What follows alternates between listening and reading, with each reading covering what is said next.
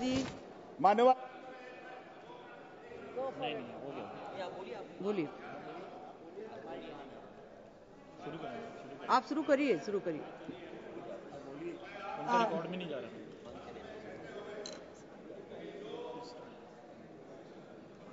Honorable Chairperson, sir, Honorable Chairperson, Madam, I've been allotted 18 minutes by my party, so I hope I'll be able to get the entire 18 minutes. I'm starting my stopwatch now. I rise today on behalf of the All India Trinamool Congress to dissect and oppose the Finance Bill 2526. Albert Einstein famously said that the hardest thing in the world is to understand income tax. Similarly, we find it very hard to understand why this government's taxation policy continues to widen the stark divide between the two Indias.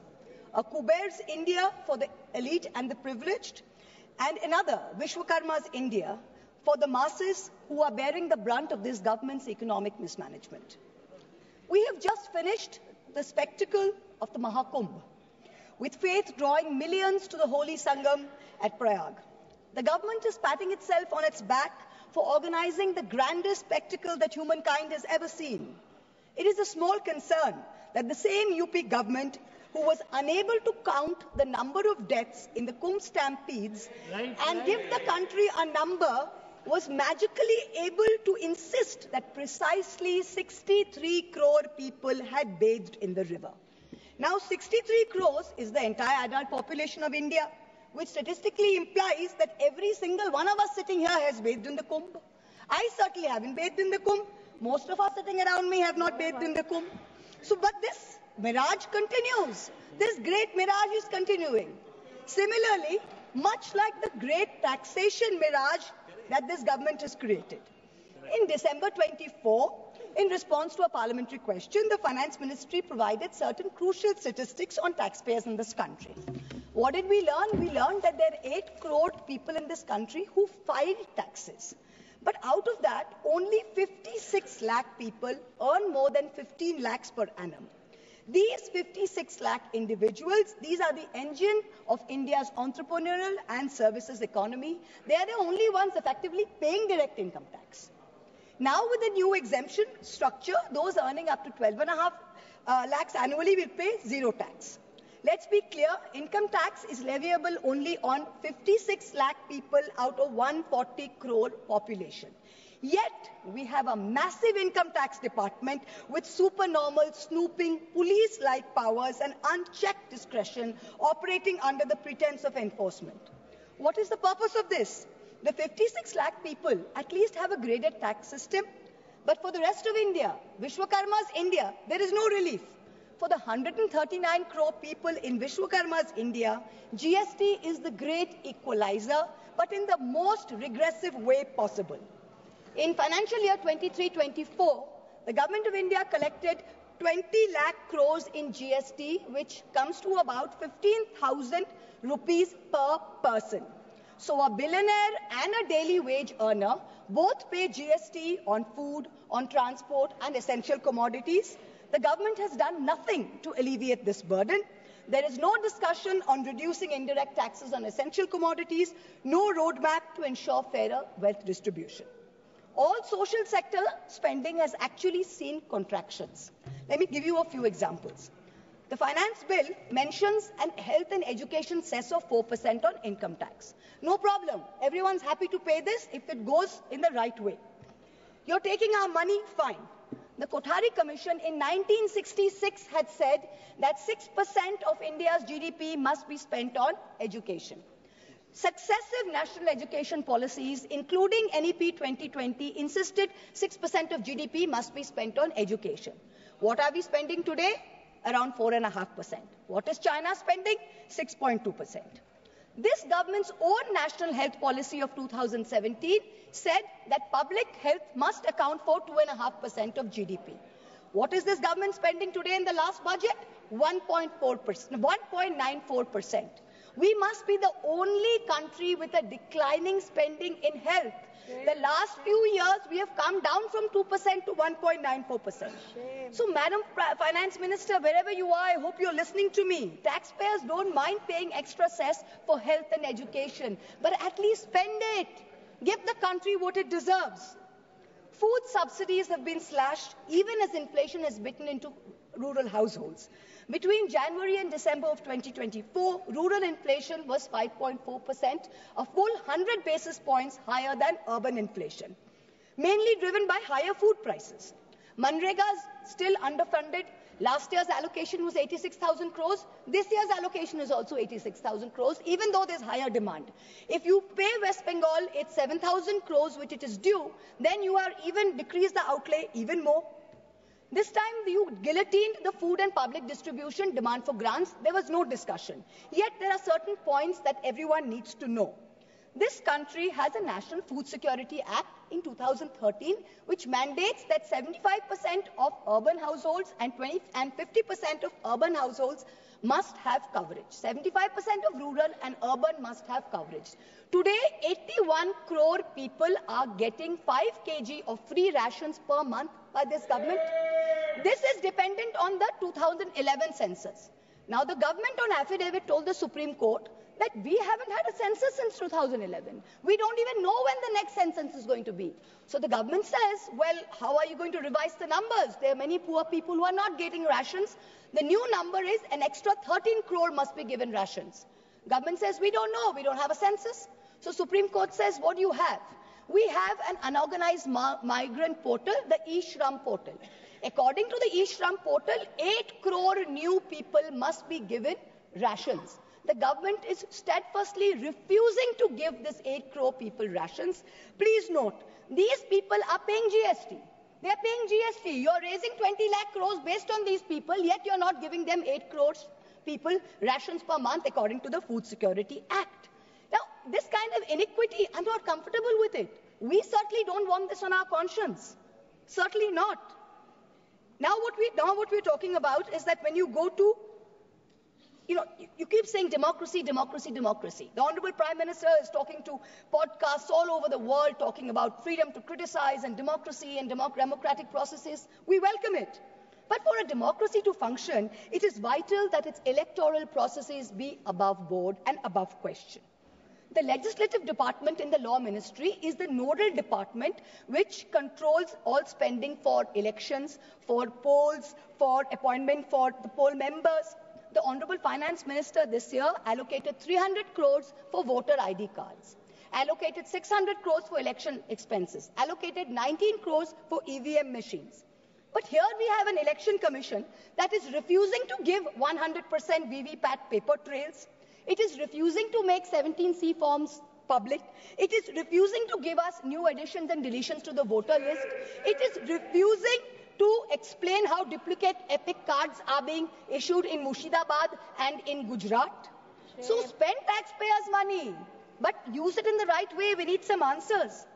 Now let us examine the myth and the reality of this government's growth story. The Honorable Finance Minister claimed that India will grow at 6.5% next year. This forecast, by the way, is down from 9.2% predicted in 23-24. Just before he became RBI Governor, former Revenue Secretary Sanjay Malhotra in December warned government tax officials that they should not kill the proverbial golden goose with their demands. Net foreign inflows fell to 1.2 billion between April and December, down from 7.8 billion. Private investment is weak. Manufacturing is stagnating at 17% of GDP. Rural unemployment is 9%. Fiscal deficit has come down to 4.4%. Agreed. But that's not happened because of revenue growth. That's happened because you've cut essential spending to the poor. This is economic mismanagement, not fiscal prudence. The government's obsession with corporate incentives has only favored big businessmen, where small businesses and laborers have got hurt. You slashed corporate income tax in 2019 from 30% to 22%. Has private investment picked up? No. So who have these tax cuts benefited? Let me look at just one example. Let's not forget that all tax rules are written for Vishwakarma's India, not for Kuber's India, not for favorite businessmen. When it comes to crony capitalists, there are special rules. Please listen. In 2016, there was a rule that there can be no SEZ which has only a power plant. No power plant, only SEZ. But for a very special friend, Mr. A, this was done in Godda, Jharkhand. Mr. A received not only billions in benefits during the capex phase, but receives an ongoing benefit on no import duty for importing coal, no coal cess, no domestic supply obligation. Savings of clean energy cess were 320 crores per annum, custom tax and GST benefits were another 2,000 crores. Now that things with Bangladesh have soured, the government has said you can sell power domestically, but have you recovered the back interest and the taxes which were meant for the SEZs? Plant was built by a Chinese contractor with Chinese equipment, customs duty free, GST free, tax free, not using Jharkhand coal, not giving Jharkhand power, not paying clean energy cess, and currently employing less than 1,000 people. For some people, rules, laws, acts mean nothing. गरीब लहरों पे पैरे बिठाए जाते हो, समंदरों की तलाशी कोई नहीं लेता. Stock market investors, corporates, small business owners have all become victims of the worst kind of tax terrorism. According to the last budget receipt of July 24, total income tax under dispute was 10.5 lakh crores. This figure has doubled from 5 lakh crores in 2015 to 10.5 lakh crores now in 23. So much for the promise of eliminating tax terrorism. When you're looking at the CBDT's Action Plan 24-25, it gives us data on pending appeals. It's telling us every year there are more pending appeals than appeals which are being disposed of. So what kind of dispute resolution are we managing? It is estimated that there are 6 lakh pending appeals today. The Indian IT tax department has followed an adversarial approach. It unnecessarily pursues all appeals at all levels, regardless of outcome. And all your department officials, there is absolutely no penalty on pursuing frivolous regulation. So, kahin bhi kuch bhi case laga do. There's bad drafting of tax laws, different interpretations. High courts are providing divergent opinions. There's confusion. The judiciary simply cannot handle this mountain of pending appeals.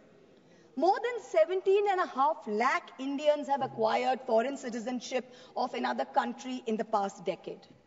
An estimated $21,300 millionaires left India in the past 3 years alone. तुमसे दूर जाने की ख्वाहिश नहीं, पर तुम्हारी शक की डर से बहुत डर लगता है. तुमसे दूर जाने की ख्वाहिश नहीं, पर तुम्हारी शक की नजर से बहुत डर लगता है.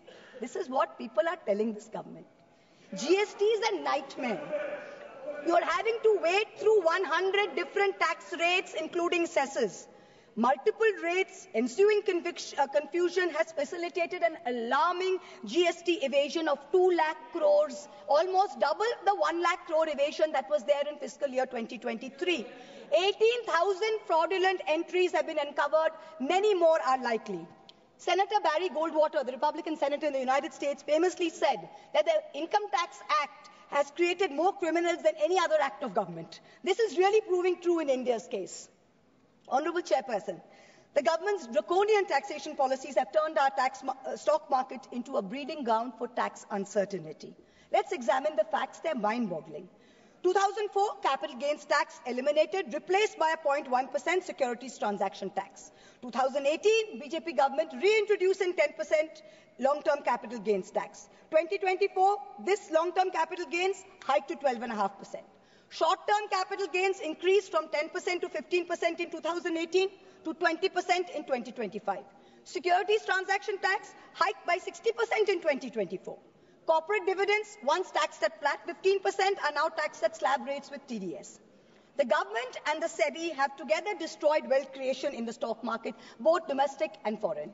When you have Europe, when you have the US, you have Singapore, who are aggressively attracting investors, we are driving them away with policy arrogance and excessive taxation. Also, the new Income Tax Amendment Act contains something rather alarming in the fine print. Is the government trying to bring back electoral bonds in other shape or form?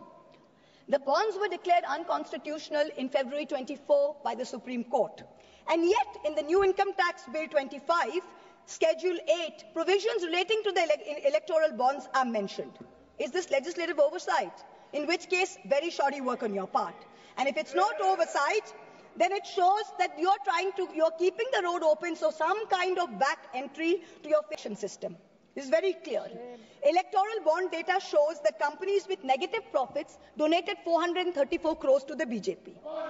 41 companies under investigation donated 2,500 crores to the BJP. 30 companies facing investigation donated 335 crores. Madam Finance Minister, the CBDT in your hand is an engine to spur India's growth through transparent and progressive taxation. Please do not turn it into an agency like the ED and the CBI, who have essentially become 193 cases pursued by the ED, 2 convictions. 2 convictions. 97% of ED cases are against opposition politicians. 23 of 25 switch to cases were dropped. We are now truly in an Orwellian state.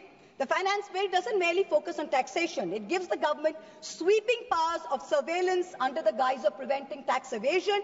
The government now seeks the right to monitor emails, see social media accounts, private messages. The finance ministry can share this data with the enforcement directorate, with the IT department and all other agencies. If 97% of this country is tax exempt, then who will the tax authority scrutinize? The poor 3% who are actually paying taxes. Who are the hardworking individuals who are propping up the service sector? Instead of using Pegasus secretly, the government is now openly spying in the name of suspicion. The new income tax law enables the sharing of information across 10 government agencies. Is this the government's idea of respecting tax-paying citizens who are funding its coffers? I've got time, madam, 2 minutes. While I always try and stick to the narrow confines of a topical debate, I am now going to take a cue from the Honourable Prime Minister, who so effectively managed to speak about Vasudhaiva Kutumbakam when asked a pointed question by the US media about crony capitalists and their accountability to the law. So I too am digressing to speak on an issue which has immense controversy and intrigue attached. The story about a bundles of currency notes discovered in the outhouse of a judge of the Delhi High Court. Now the veracity of the incident is still being ascertained, but the media has gone to town debating whether the appointment of judges and how the government of the day must have a preponderant say in the appointment process. We saw the Sushant Singh Rajput case suicide and how an innocent woman was vilified by the media, name dragged through the mud. Same thing happened in my case. Now you see this media are trying to mahol banao. They're trying to toe the government line to suborn the higher judiciary. Someone who cannot be named in this house, who presides over a neighbouring chamber, has already added his 2 cents and said how he thinks that the government should do away with the collegium system. Mark my words, just like the Election Commission has been emasculated by the government takeover of its appointments process, this brouhaha and media plans are the beginning of an effort to bring back something like the NGAC with complete government control and do away with the collegium system. No amount of money apportioned to the judiciary will be of any avail unless its independent character is zealously guarded. This is something that we in this House must be allowed to debate. Coming back to the finance bill, it is nothing but a testament to this government's flawed economic vision. I oppose this bill because it taxes the wealth creators, ignores, I've got 10 seconds, madam, ignores the poor and empowers the government with unchecked powers of intrusion. India deserves better. I end by quoting George Orwell in 1984. Every record has been destroyed or falsified, every book rewritten, every picture has been repainted, every statue and street building has been renamed, every date has been altered. And the process is continuing day by day and minute by minute. History has stopped. Nothing exists except an endless present.